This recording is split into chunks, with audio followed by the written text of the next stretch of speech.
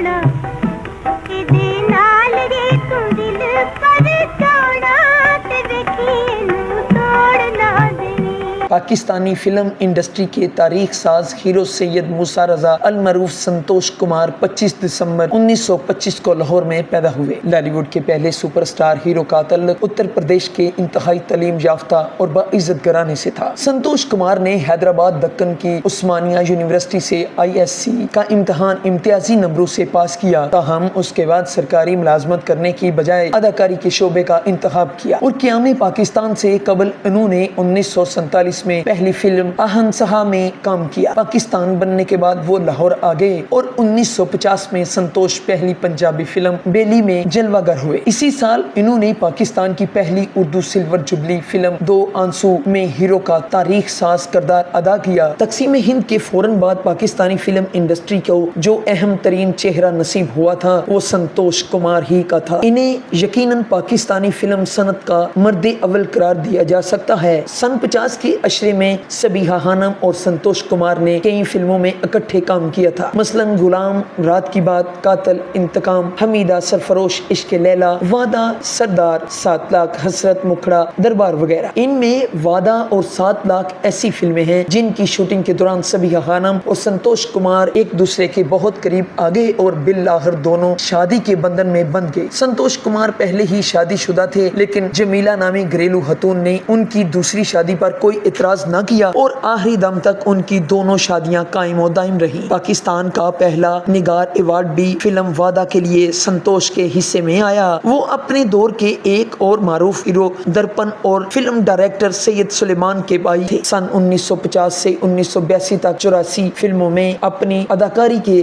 जोहर दिखाने वाला पाकिस्तान का ये तारीख साज फनकार 11 जून 1982 को 56 साल की उम्र में इंतकाल कर गया। ताहम संतोष कुमार का फन और अजाजात हमेशा पाकिस्तानी फिल्म इंडस्ट्री की तारीख का हिस्सा रहेंगे। HDN खारिया।